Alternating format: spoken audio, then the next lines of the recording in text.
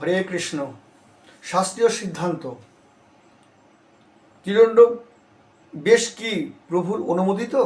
বলছে ত্রিদণ্ড বেশ, এই যে সন্ন্যাস যারা নেন সেই তাকে ত্রিদণ্ড বলা হয়। ত্রিদণ্ডী স্বামী যে বলি না, ত্রিদণ্ড বেশ।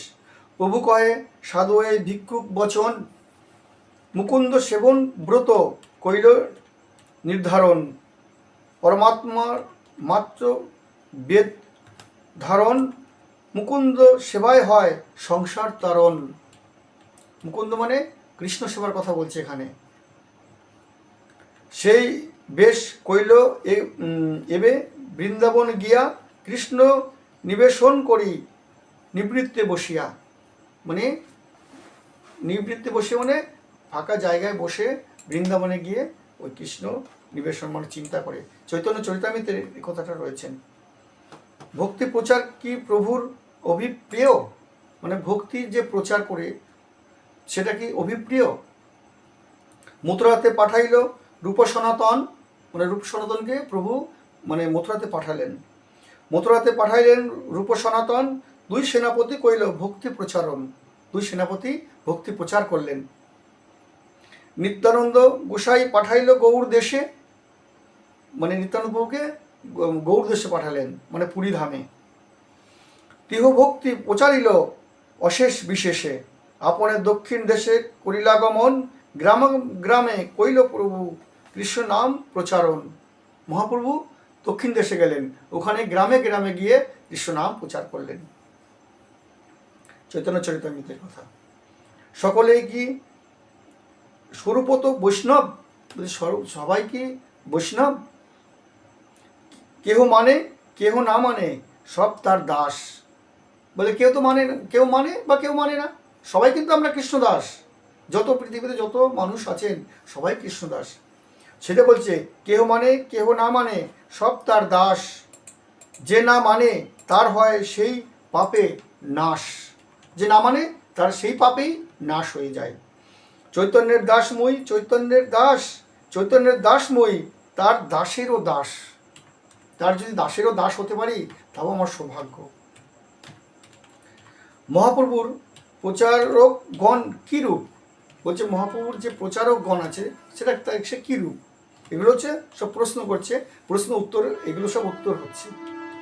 সন্ন্যাসী পণ্ডিতের করিতে সর্বনাশ, নিচু শূদ্র দ্বারা করে ধর্মের প্রকাশ। বলছে সন্ন্যাসীদের যে অহংকার থাকে তার মানে নিচু যে জাতি তাকে দিয়ে ধর্মের প্রকাশ করছেন প্রভু। ভক্তিদত্ত প্রেম কহে রায় করি বক্তা, আপনি প্রভু তো মিশ্র সহ হয় শ্রোতা। হরিদাস দ্বারা নাম মাহাত্ম প্রকাশ, সনাতন দ্বারা ভক্তি সিদ্ধান্ত বিলাস। আহ, বলছে নিচু জাতি, ওই যে ব্রাহ্মণ বলুন আর ত্রিদণ্ডীপাদগণ বলুন, মানে মহারাজগণ বলুন, মানে প্রত্যেককেই মানে শিক্ষা দিলেন এখানে। কাকে? মানে হরিদাসকে নামাচার্য হরিদাস করে দিলেন, মানে নামের আচার্য। আজকে হরিদাস 3 লাখ করে হরিনাম করতেন, 3 লাখ হরিনাম করে তবে কিছু তার মানে মুখে জল দিতেন তিনি। তাহলে দেখুন 3 লাখ করে সেই মানে নামের মাহাত্ম্য কাকে দিয়ে প্রকাশ করলেন? যবনকুলে যে এসছেন, যবনকুলে মিলেচ্ছর অন্ন খেয়েছেন, সেই জন্য তিনি তাকে দিয়ে আজকে এই হরিনাম প্রচার করালেন। একদিন মহাপ্রভু হরিদাসকে বলছেন, হরিদাস আজকে এই মিলেচ্ছরা কী করে উদ্ধার হবে? বলছে প্রভু তোমার নাম তুমি আমাকে দিয়ে আমার মুখ দিয়ে বলাবে, ঠিক আছে, তোমার যদি এইটাই ইচ্ছা হয় তাহলে আমিই বলছি। বলছে প্রভু মিলেচ্ছরা এই নাম আভাসে উদ্ধার হবে।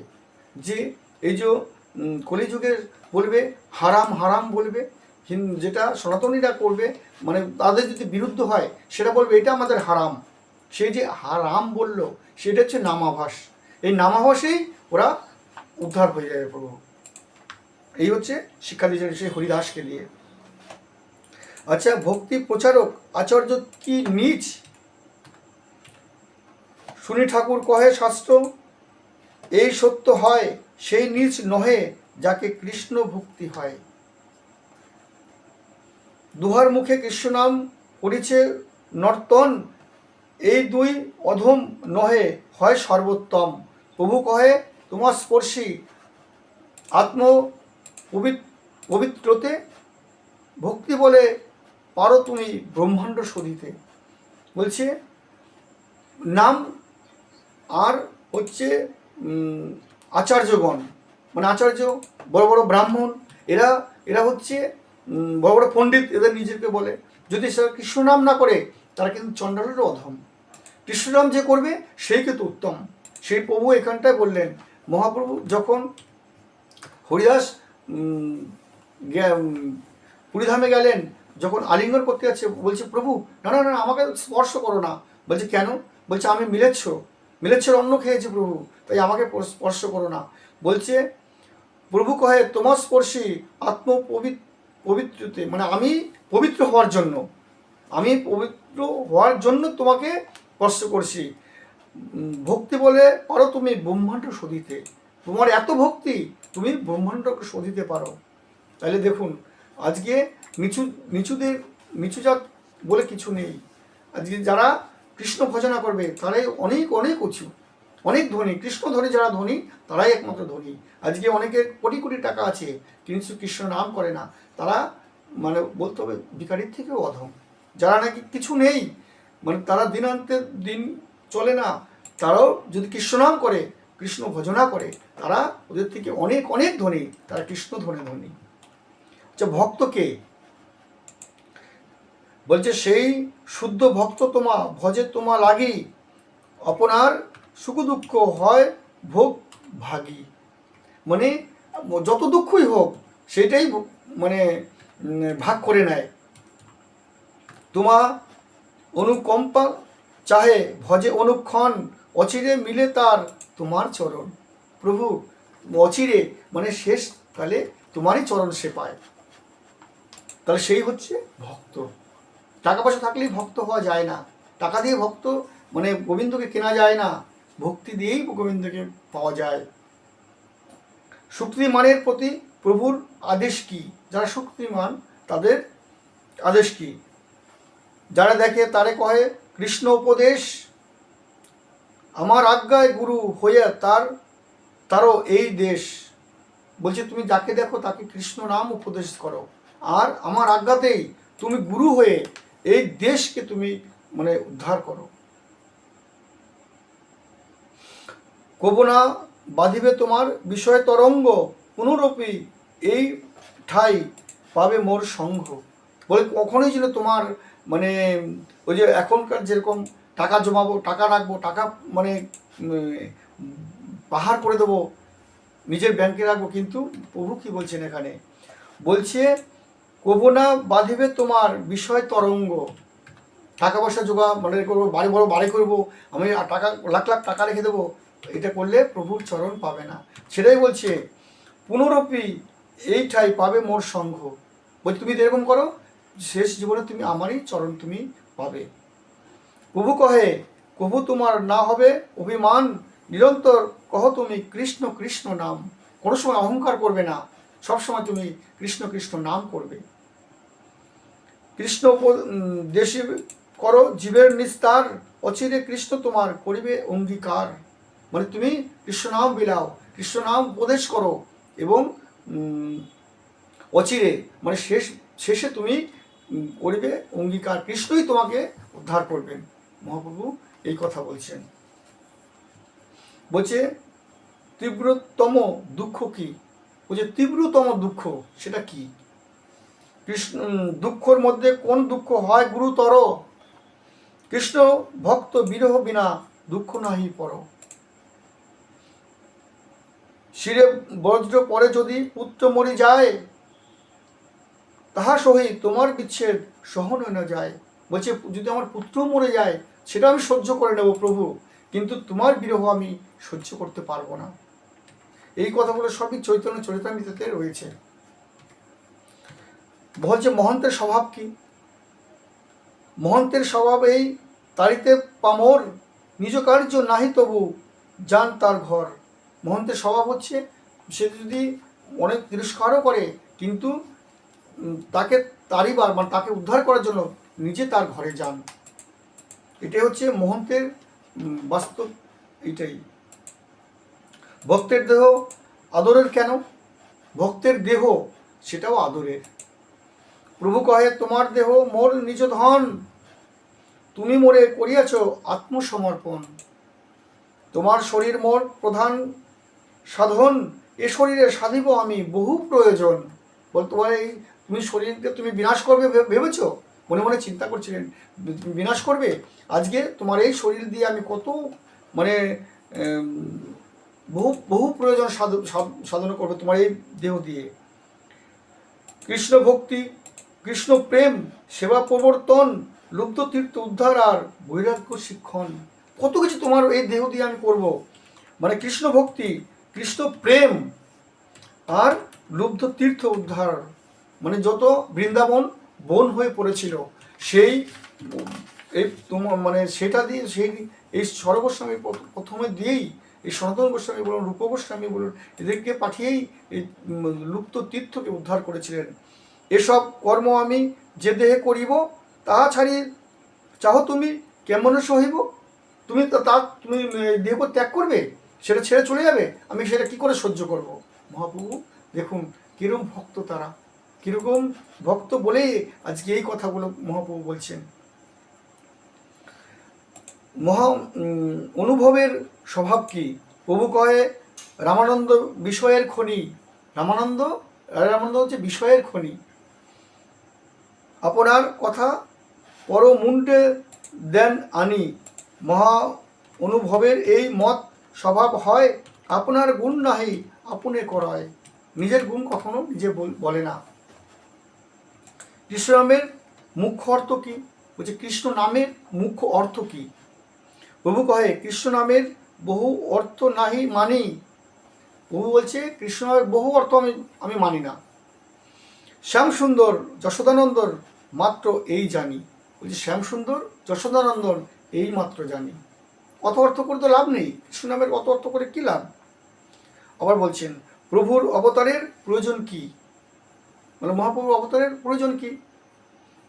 সর্বকাল ভক্ত সঙ্গে প্রভু ক্রীড়া করে, সেবকের নিমিত্ত আপনে অবতরে। সেবকের নিমিত্ত প্রভু অবতরে।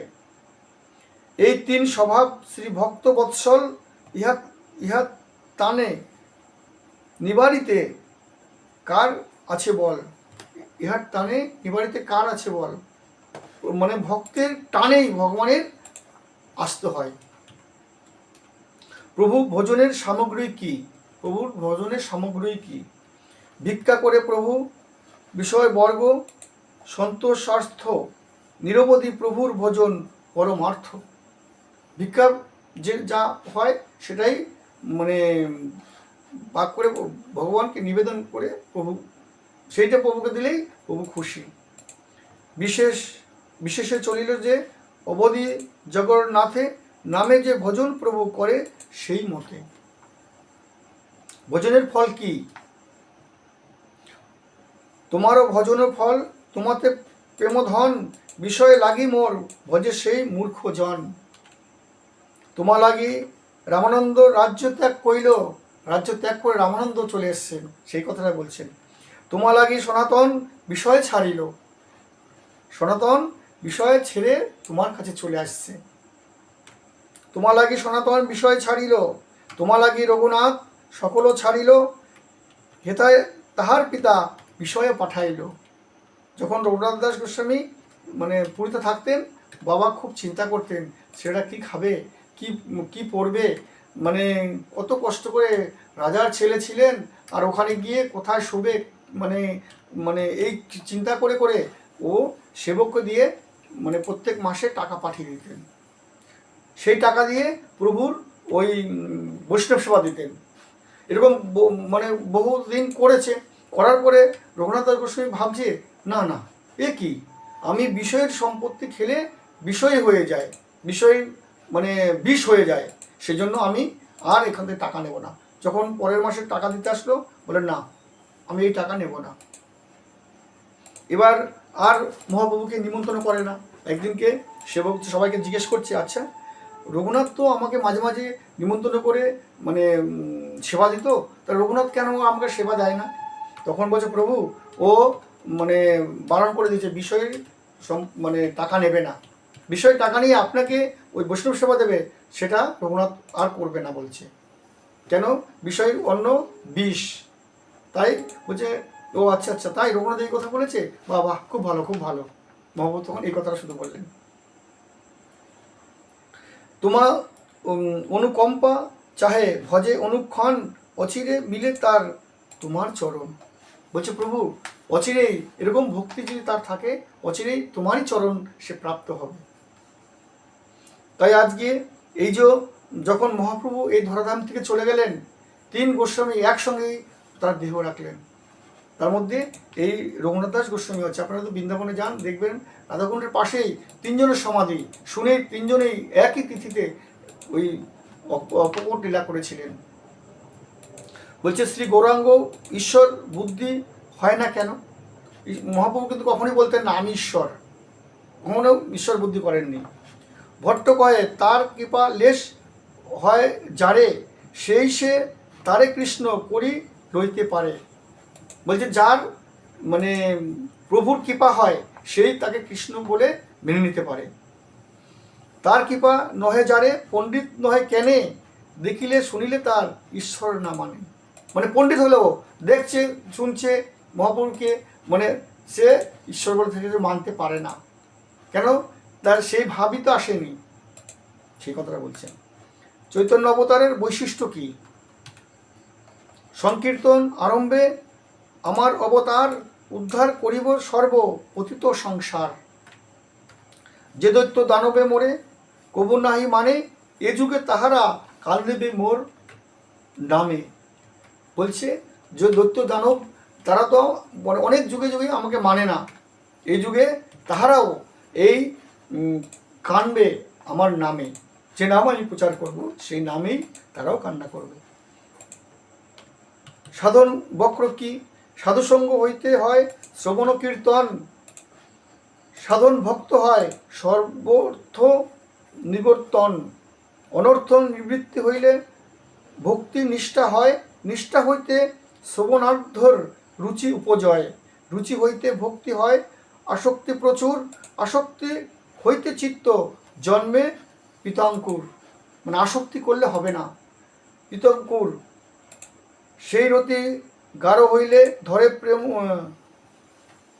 সেই রতি গাঢ় হইলে ধরে প্রেম নাম, সেই প্রেম প্রয়োজন সর্বানন্দ ধাম।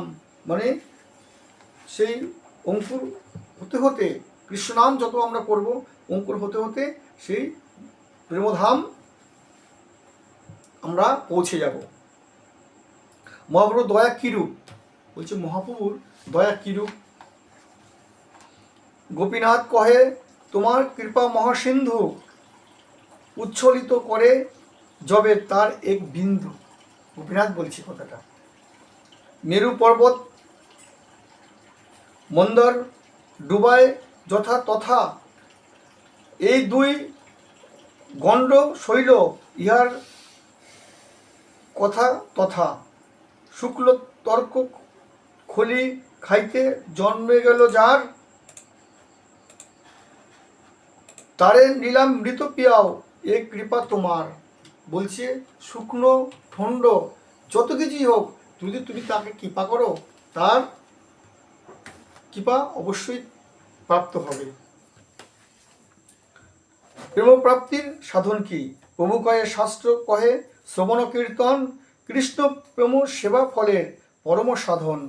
শ্রবণ কীর্তন হইতে কৃষ্ণ হয় প্রেমা, সেই পঞ্চম পুরুষার্থ, পুরুষার্থের সীমা।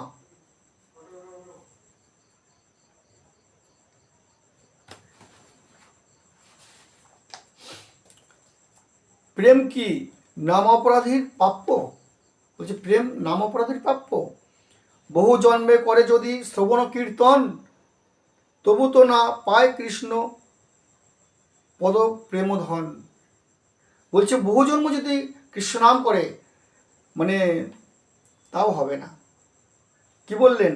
বলছে বহু জন্ম করে যদি শ্রবণ কীর্তন, মানে শুনছি যেরকম আমরা বলি না শ্রবণ কীর্তন করতে হবে, শ্রবণ কীর্তন করতে হবে, সেটা বলছে তবুও তো না পায় কৃষ্ণ প্রেম ধন। মানে যদি আপনার ভক্তি না থাকে, সেই নামের উপরে বিশ্বাস না থাকে, তাহলে কিন্তু বহু জন্ম জন্মান্তর করে যাব, হরিনাম হরে কৃষ্ণ কৃষ্ণ কৃষ্ণ হরে হরে, হরে রাম রাম রাম হরে হরে করে যাব, কিন্তু হবে না। সেরকম ভাবেই আমাদের করতে হবে, গুরু বৈষ্ণবের আনুগত্য সেরকম করেই তবেই আমাদের সেই কৃষ্ণনাম মিলে একমাত্র সেই কৃষ্ণনাম কার্যকরিত সিদ্ধি লাভ প্রাপ্তি হবে। কর্ম কি প্রেমের জনক? কর্মনিন্দা কর্মত্যাগ সর্বশাস্ত্রে কহে, কর্ম হইতে প্রেমভক্তি কৃষ্ণ কভু নহে। কর্ম করে যাব আমরা, অন্য কর্ম, কৃষ্ণ ভক্তি কখনোই আমরা প্রাপ্তি হব না।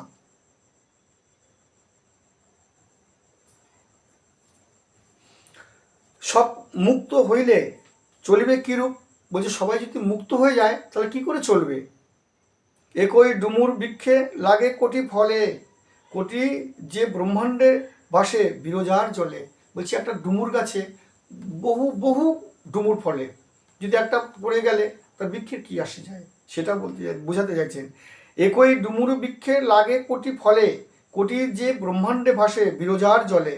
তার এক ফল পরি যদি নষ্ট হয়, তথাপি বৃক্ষ নাহি জানে নিজ অপচয়, নিজে অপচয় করে নি সেটা। তৈছে ব্রহ্মাণ্ড যদি মুক্ত হয়, তবু অল্প নাহি কৃষ্ণে মনে নাহি লয়। বলছে গৌরদাসের হৃদয় কিরূপ? গৌরের যারা দাস তাদের হৃদয় কিরূপ? জীবের দুঃখ দেখি মোর হৃদয় বিদরে, সর্বজীবের পাপ প্রভু দেহ মোর শিরে। বলছে হে প্রভু, মানে কিরকম বৈষ্ণব দেখুন, সর্বজীবের যত পাপ আছে প্রভু তুমি আমার মাথায় দিয়ে দাও, আমি এই পাপ নিয়ে নরক ভোগ করি, আর সব জীবকে তুমি সুখে রাখো। এই হচ্ছে বৈষ্ণব। জীবের দুঃখ দেখি মোর হৃদয় বিদরে, সর্বজীবের পাপ প্রভু দেহ মোর শিরে। জীবের পাপ লয়া মই করি নরক ভোগ, সকল জীবের প্রভু ঘুচাও ভবরোগ। হে প্রভু তুমি সবার ভবরোগ ঘুচাও। তাহলে এরকম হচ্ছে বৈষ্ণব। কৃষ্ণ উপাসনা সম্বন্ধে প্রভুর মত কি? সেই কৃষ্ণ ভজ তুমি হও কৃষ্ণ কৃষ্ণাশ্রয়, কৃষ্ণ বিনা অন্য উপাসনা মনে নাহি লয়। কি বললেন কথাটা? বলছে সেই কৃষ্ণ ভজ তুমি হও কৃষ্ণাশ্রয়, কৃষ্ণ তোমার এই দেহটা পুরো কৃষ্ণের নিবেশন করে, মানে বিলিয়ে দাও, কৃষ্ণ নামই সবসময় করো। সেই কৃষ্ণ ভজ তুমি হও কৃষ্ণাশ্রয়, কৃষ্ণ বিনা অন্য উপাসনা মনে নাহি লয়। তোমার জন্য অন্য উপাসনা মনে যেন না আসে, তাই আপনারা সবসময় কৃষ্ণ নাম করবেন। কি বলছে লাস্টে এই কথা? বলছে এটা নিজের মনের কথা। বলছে হে প্রভু কষ্ট যদি দাও, হে প্রভু কষ্ট যদি দাও, হে প্রভু শক্তি দাও সহিবার।